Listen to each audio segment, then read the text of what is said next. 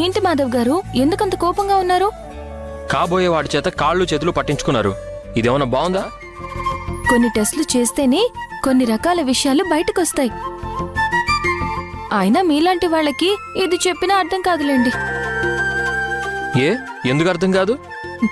అబ్బాయిలెవరైనా ఆ అమ్మాయిలకి ఏమిష్టం కాదు, ఎలా ఉంటే నచ్చుతుంది, ఎలా ఉంటే నచ్చదు, తనకేమివ్వాలి, తనకి ఏమి ఇవ్వకూడదు, ఇలాంటివన్నీ ముందే తెలుసుకుంటారు. సరే, ఇంతకీ ఏంటి విషయం? ఎందుకు పిలిచారు? ఏం లేదు, మన నిశ్చితార్థం కదా.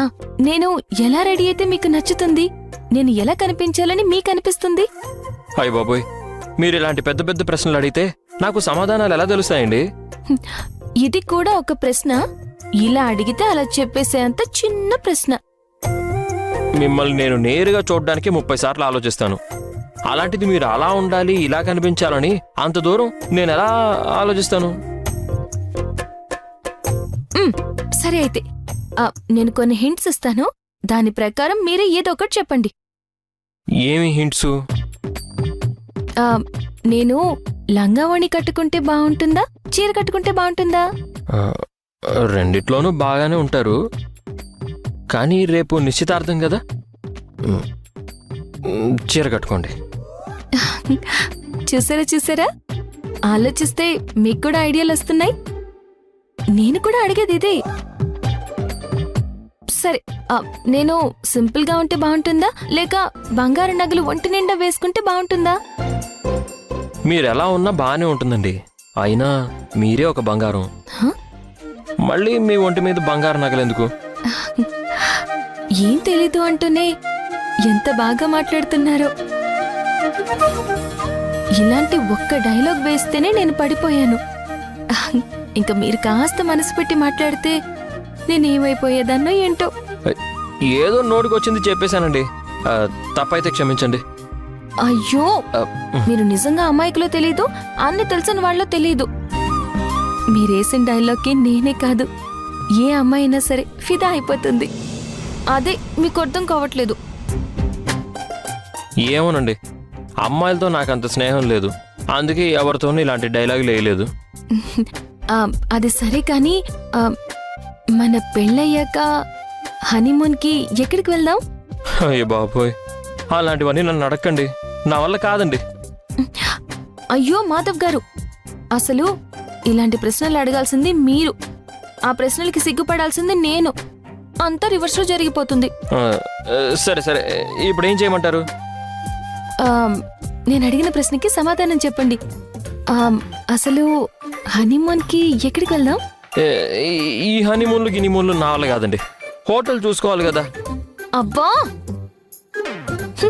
నేను ఇంత రొమాంటిక్ గా మాట్లాడుతుంటే మీరేంటి హోటల్ నడపాలి, హోటల్లో పప్పు బాగుండాలి, పప్పులో ఉప్పు వేయాలి అని ఏదేదో మాట్లాడుతున్నారు. ఏమోనండి, నాకు ఇవి తప్ప ఇంకేమీ తెలీదు. సరే సరే, పప్పు అంటే గుర్తొచ్చింది. పకోడోగాడు పప్పు నానబెట్టాడో లేదో ఒకసారి ఫోన్ చేసి గుర్తు చేయాలి, లేకపోతే మర్చిపోతాడు. కర్మ కర్మ.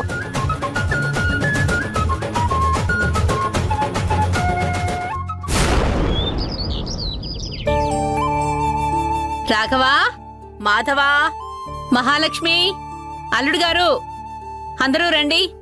ఏంటే ఆ ఫోన్తో ఆటలు? లే అమ్మా, అందరూ రెడీ అయిపోయారు, ఎందుకు కంగారు పడుతున్నావు? వర్జం రాకముందే మనం గుడి దగ్గరికి వెళ్ళిపోవాలి. మాధవ, రాఘవ ఎక్కడా? మాధవా, రాఘవా.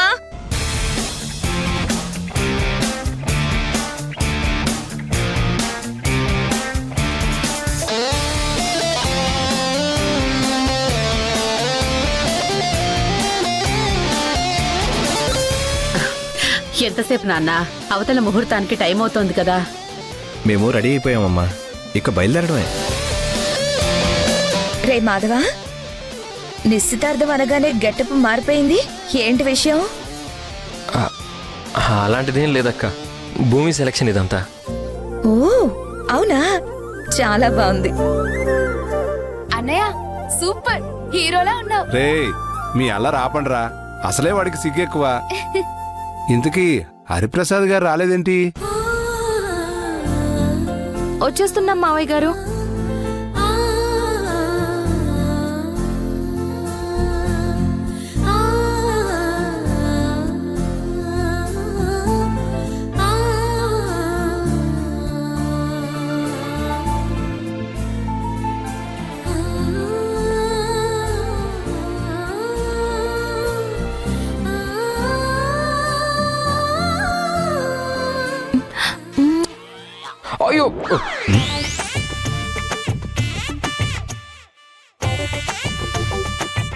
ఏంట్రా ఉన్నట్టుండి ఎవరో కొట్టినట్టు అరిచావు? ఆ, అవును నాన్న, ఎవరో కొట్టినట్టు అనిపించింది. సరే సరే, టైం అవుతుంది, పదండి. అవునండి, ఇంతకీ అలెక్కి వాళ్ళు కనిపించట్లేదేంటి? పెళ్లికెళుతూ పిల్లిని చంకన పెట్టుకుని వెళ్ళినట్టుంది మన పరిస్థితి. ఏంటో ఈ కర్మ. అమ్మా ఏంటిదంతా? ఇప్పుడు నేను నిశ్చితార్థం చేసుకోబోయేది ఎవరితో? అలేఖ్యతోనే కదా. వాళ్ళు రాకపోతే ఎలా? అలేఖ్య, అత్తయ్య,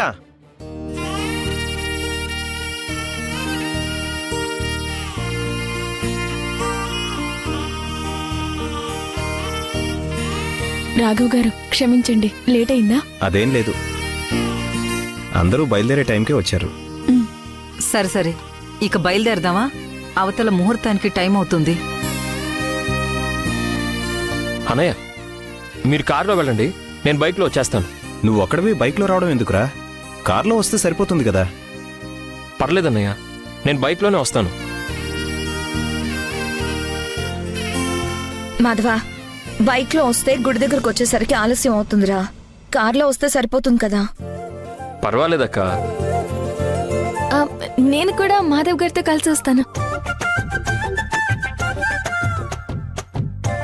ఏంటమ్మా భూమి, మాధవ్ని బైక్ మీద వెళ్ళొద్దంటే నువ్వు బైక్ మీద వస్తానంటావేంటి? అదేం కుదరదు, నువ్వు కూడా కారులోనే రామ్మా. ప్లీజ్ ప్రసాదు, ఆయనతో బైక్లో వస్తే సరదాగా ఉంటుంది.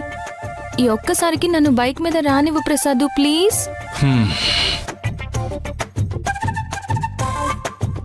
ఆయన కార్లో వస్తే ఉంది, బైక్లో వస్తే ఏముందండి? అదేదో ముచ్చట పడుతుంది కదా. పాపం, తనని సరదాగా మాధవ్తో కలిసి రానివ్వండి. భూమి గారు, మీ నాన్నగారు చెప్పింది నిజం. మీరు కారులోనే రావచ్చు కదా.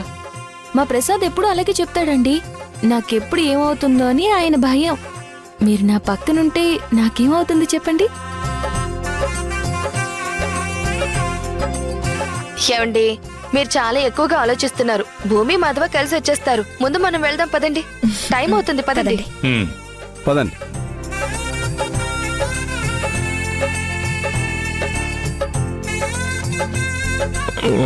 పదండి, రండి రండి. అయ్యో